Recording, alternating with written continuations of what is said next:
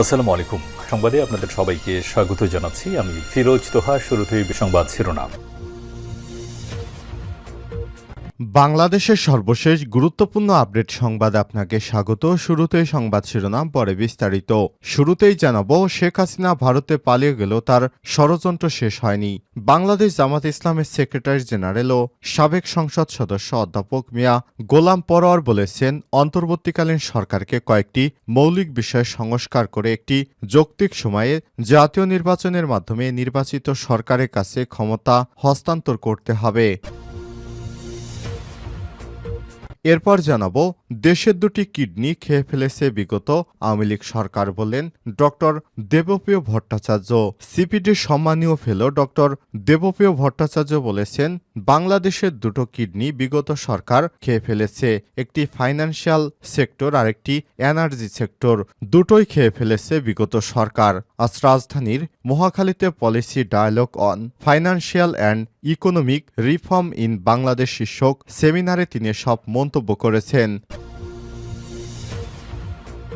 এবারে জানাবো, ভবিষ্যতে বাংলাদেশ থেকে কেউ টাকা পাচার করলেই ধরা পড়বে, বললেন অর্থ উপদেষ্টা। ভবিষ্যতে কেউ টাকা পাচার করলেই ধরা পড়বে বলে জানিয়েছেন অর্থ উপদেষ্টা ডক্টর সালেউদ্দিন আহমেদ। জানাবো, রোমে পোপ ফ্রান্সিস ইউনুস 30 ক্লাব উদ্বোধন। ক্যাথলিক চার্চের আধ্যাত্মিক নেতা পোপ ফ্রান্সিস এবং বাংলাদেশের প্রধান উপদেষ্টা অধ্যাপক ডক্টর মোহাম্মদ ইউনুস রোমে যৌথভাবে পোপ ফ্রান্সিস ইউনুস 30 ক্লাব উদ্বোধন করেছেন। মানবতার জন্য একটি রূপান্তরমূলক এবং অন্তর্ভুক্তিমূলক ভবিষ্যৎ গড়ার সূচনার প্রয়াস হিসাবে এই ক্লাব উদ্বোধন করা হয়েছে। এদিকে সরকার পরিচালনায় অদক্ষতা জনগণ মেনে নেবে না, বললেন তারেক রহমান।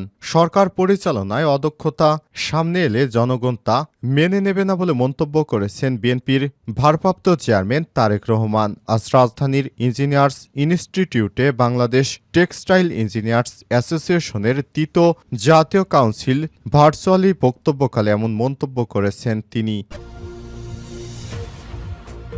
এবং সর্বশেষ জানাবো, হিজবুল্লাহ ড্রোন হামলায় বিদ্যুৎ বিচ্ছিন্ন ইসরায়েলি শহর। লেবাননের প্রতিরোধ যোদ্ধা দল হিজবুল্লাহর ছোড়া ড্রোনের আঘাতে উত্তর ইসরায়েলের নাহারিয়া শহরে বিদ্যুৎ সরবরাহ বিচ্ছিন্ন হয়ে গেছে। ইরানপন্থী হিজবুল্লাহর ড্রোন হামলার পর নাহারিয়া বিদ্যুৎ সরবরাহ বন্ধ হয়ে যায়। আজ ইসরায়েলের চ্যানেল 12-এর বরাতে সব তথ্য জানিয়েছে প্রেস টিভি। প্রিয় দর্শক, এতক্ষণ শুনছিলেন সংবাদ শিরোনাম, এবারে বিস্তারিত। তবে তার আগে বন্ধুরা, অনুরোধ থাকবে সংবাদটিতে একটি লাইক দিন।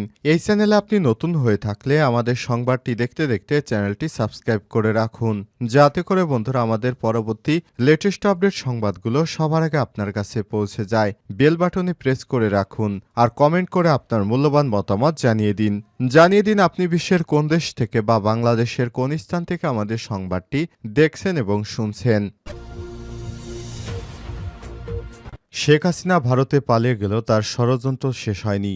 বাংলাদেশ জামাত ইসলামের সেক্রেটারি জেনারেল ও সাবেক সংসদ সদস্য অধ্যাপক মিয়া গোলাম পরোয়ার বলেছেন, অন্তর্বর্তীকালীন সরকারকে কয়েকটি মৌলিক বিষয়ে সংস্কার করে একটি যৌক্তিক সময়ে জাতীয় নির্বাচনের মাধ্যমে নির্বাচিত সরকারের কাছে ক্ষমতা হস্তান্তর করতে হবে। আর সকালে খুলনার ডুমুরিয়া উপজেলা জামাত ইসলামের উদ্যোগে ডুমুরিয়া ডিগ্রি কলেজ মাঠে কর্মী সম্মেলনে প্রধান অতিথির বক্তৃতায় তিনি এসব কথা বলেন। এ সময় তিনি বলেন, শেখ হাসিনা ভারতে পালিয়ে গেল, তার ষড়যন্ত্র এখনো শেষ হয়নি। তিনি বাংলাদেশের প্রতিটি সেক্টরে বসিয়ে রাখা দোসরদেরকে কাজে লাগিয়ে দেশকে অস্থিতিশীল করার ষড়যন্ত্র করছেন। তাদের এসব ষড়যন্ত্র রুখতে সকল কর্মীকে ঐক্যবদ্ধ ভূমিকা রাখতে হবে। এ সময় অধ্যাপক গোলাম মিয়া পরোয়ার আরও বলেন, গত 5 আগস্ট ফ্যাসিবাদ শেখ হাসিনা পালিয়ে যাওয়ার পর এখনো সন্তান তার বাবার সন্তানের কবরগুলোতে খোঁজ নিচ্ছে। বুলেট দিয়ে মানুষকে খুন করে তিনি ক্ষান্ত হননি, তাদেরকে আগুন দিয়ে পুড়িয়ে তারপর মানুষকে মেরেছেন। তাকে ক্ষমা করা যাবে না, তাকে এদেশের মানুষ ক্ষমা করবে না। এ সময় তিনি বলেন, ডুমুরিয়া এবং ফুলতলা একসময় সন্ত্রাসী চরমপন্থীদের অভয়ারণ্য পরিণত হয়েছিল। তখন জীবন বাজি রেখে জনগণকে সঙ্গে নিয়ে সন্ত্রাসী ও চরমপন্থী নির্মূল করেছি। আজ আমাদেরকে মোকাবেলা করতে হচ্ছে জলবদ্ধতা। এ সময় জলবদ্ধতা নিরসন ইতিমধ্যে মন্ত্রণালয়ের সঙ্গে কথা বলে মোকাবেলা করতে হচ্ছে জলবদ্ধতা। এই জলাবদ্ধতা নিরসন ইতিমধ্যে নিরসনে প্রয়োজনীয় ব্যবস্থা নেওয়া হবে। আর জলাবদ্ধতা এত বড় সমস্যা সমাধান এই অন্তর্বর্তীকালীন সরকারের পক্ষে সমাধান করা সম্ভব নয়। সুতরাং আপনাদেরকে একটু ধৈর্য ধারণ করতে হবে। সভায় সভাপতিত্ব করেন জেলা মজলিসের শুরা সদস্য ও ডুমুরিয়া উপজেলা দক্ষিণের আমির মাওলানা মুক্তার হুসাইন সহ আরও অনেকেই উপস্থিত ছিলেন। শুভেচ্ছা বক্তৃতা করেন ডুমুরিয়া উপজেলা হিন্দু কমিটির সভাপতি কৃষ্ণ নন্দী এবং উপজেলা কৃষক দলের সভাপতি কবির হোসেন। বাংলাদেশের 2টি কিডনি খেয়ে ফেলেছে বিগত ফ্যাসিস্ট শেখ হাসিনা সরকার, বললেন ডক্টর দেবপ্রিয় ভট্টাচার্য।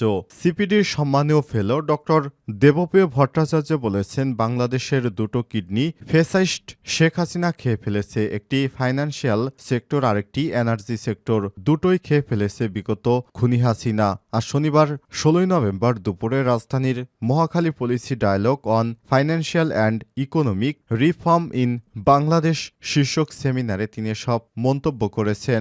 জিডিপির প্রবৃদ্ধি এবং উন্নয়নে যে তথ্য বিগত সরকার আমাদের দেখিয়েছিল তার ভেতরে মারাত্মক সমস্যা আছে উল্লেখ করে এই অর্থনীতিবিদ বলেন, তথ্যপাত্রের বড় রাজনীতিকরণ করেছে বিগত ফ্যাসিস্ট হাসিনা।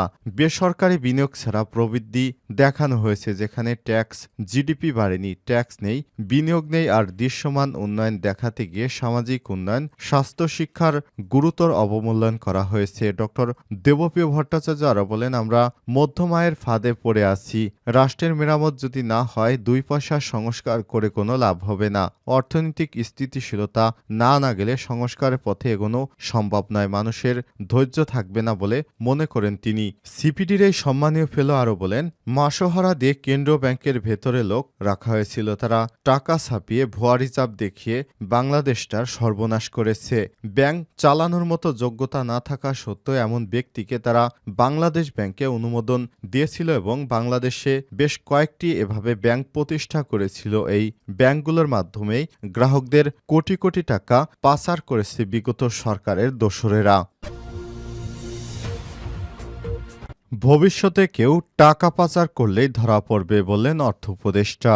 বাংলাদেশ থেকে ভবিষ্যতে কেউ টাকা পাচার করলেই ধরা পড়বে বলে জানিয়েছেন অর্থ উপদেষ্টা ডক্টর সালেউদ্দিন আহমেদ। আজ দুপুরে রাজধানীর মহাখালীতে CPD dialogue on financial and economic reform in Bangladesh শীর্ষক সেমিনারে তিনি এসব কথা বলেন। টাকা পাচার করা টাকা ফিরে আনার ব্যবস্থা করা হচ্ছে জানিয়ে ডক্টর সালেউদ্দিন আহমেদ বলেন, ভবিষ্যতে কেউ টাকা পাচার করলে ধরা পড়বে। প্রাইভেট কিংবা পাবলিক সেক্টরে, যে সেক্টরে হোক না কেন ধরা পড়বে। তিনি আরো বলেন, অর্থনৈতিক খাতে যেভাবে লুটপাট করেছে শেখ হাসিনা তার থেকে বেরিয়ে আসতে কাজ করা হচ্ছে। অর্থনীতিতে শুধু উন্নয়ন দেখানোর যে প্রবণতা, সেই উন্নয়ন কৌশল পরিবর্তন করতে হবে। সালেউদ্দিন আহমেদ বলেন, মধ্যস্বত্বভোগীদের দরকার আছে, তবে তাদের কারণে হাত ঘুরে পণ্যের দাম বাড়ে, হাত কমানোর চেষ্টা করা হচ্ছে। অর্থ উপদেষ্টা বলেন, বেশিরভাগ প্রতিষ্ঠানগুলোই ধ্বংসের দ্বারপ্রান্তে। অনেক প্রকল্প করা হয়েছে, ফিজিবিলিটি টেস্ট করা হয়নি। আদানির বিষয়ে কোনো করই দেওয়া হয়নি। আদানিকে টাকা দেওয়ার জন্য সময় দেওয়া হয়েছে। অন্তর্বর্তীকালীন সরকারের পদাঙ্ক রাজনীতিবিদদের অনুসরণ করার আহ্বান জানিয়ে তিনি বলেন, ফাইন্যান্সিয়াল রাজনৈতিক চ্যালেঞ্জ মোকাবেলার চেষ্টা করা হবে। রোমে পোপ ফ্রান্সিস ইউনুস 30 ক্লাব উদ্বোধন। ক্যাথলিক চার্চের আধ্যাত্মিক নেতা পোপ ফ্রান্সিস এবং বাংলাদেশের প্রধান উপদেষ্টা অধ্যাপক ড. মোহাম্মদ ইউনুস রোমে যৌথভাবে পোপ ফ্রান্সিস ইউনুস 30 ক্লাব উদ্বোধন করেছেন। মানবতার জন্য একটি রূপান্তরমূলক এবং অন্তর্ভুক্তিমূলক ভবিষ্যৎ গড়ার সূচনা প্রয়াস হিসেবে এই ক্লাব উদ্বোধন করা হয়েছে। উন্নত উদ্ভাবনী, সাধারণত বিকাশ এবং বাস্তব টেকসই সমাধানের একটি প্ল্যাটফর্ম হিসেবে 30 ক্লাব রোমে প্রান্তিক জনগোষ্ঠীর যুবকদের জন্য আশার আলোকবর্তিকা হিসেবে কাজ করবে। রোমের ভিকার জেনারেলের পোপের পরে সর্বোচ্চ প্রশাসনিক কর্মকর্তা কার্ডিনাল বাল্ডো রেইনার কাছে এক চিঠিতে অধ্যাপক ইউনুস বলেছেন, তিনি এই উদ্যোগে গভীরভাবে সম্মানিত হয়েছেন। প্রধান উপদেষ্টার প্রেস উইং শনিবার 16 নভেম্বর জানিয়েছে, এই উপলক্ষে তিনি কার্ডিনাল রেইনাকে তার আন্তরিক অভিনন্দন জানিয়েছে। 2006 সালে শান্তিতে নোবেল পুরস্কার বিজয়ী ড. মোহাম্মদ ইউনুস শনিবার বলেছেন, এই অসাধারণ উদ্যোগটি মহামান্য পোপ ফ্রান্সিসের অভিন্ন দৃষ্টিভঙ্গি এবং এই রূপান্তরমূলক এবং অন্তর্ভুক্তিমূলক ভবিষ্যতের জন্য আমাদের নিজের আকাঙ্ক্ষা মূর্ত করে। এ সময় তিনি লিখেছেন, এই উদ্যোগটি কেবলই শূন্য দারিদ্র্য, শূন্য বেকারত্ব এবং শূন্য নেট কার্বন নিঃসরণ লক্ষ্য অর্জনের একমাত্র উদ্দেশ্য নয়, বরং সমর্মিতা, ন্যায়পরায়ণতা এবং স্থায়িত্বের ভিত্তি একটি নতুন সভ্যতার উত্থানকে উৎসাহিত করার আকাঙ্ক্ষা লালন করে। তিনি বলেন, একটি সভ্যতা যেখানে কাউকে পিছিয়ে রাখা হবে না এবং যেখানে প্রতিটি ব্যক্তি তার ভাগ্যের নায়ক হতে পারবে। একই মানব পরিবার অন্তর্ভুক্তি হতে পেরে গর্বিত বোধ করেন, যেমনটি মহামান্য পোপ সাম্প্রতিক বছরগুলোতে জোর দিয়েছেন। অধ্যাপক ডক্টর ইউনূস বলেন, সামাজিক ন্যায় বিচারের প্রতি পোপ ফ্রান্সিসের অবিচল অঙ্গীকার এবং সামাজিক ব্যবসার শক্তিকে আমার বিশ্বাসের দ্বারা অনুপ্রাণিত হয়ে 30 ক্লাব তরুণ মনকে এমন সব প্রকল্প কল্পনা করতে এবং বাস্তবায়ন করতে উৎসাহিত করে যা অর্থবহ পরিবর্তন আনবে। এ সময় তিনি বলেন, এই তরুণ নেতাদের সৃজনশীলতা এবং উদ্যমী মনোভাব সযত্নে বিকশিত করে তাদের অধিকতর ন্যায়পরায়ণ এবং সৌহার্দ্যপূর্ণ সমাজ বিনির্মাণের স্থপতি হওয়ার জন্য আমরা ক্ষমতায়ন করছি।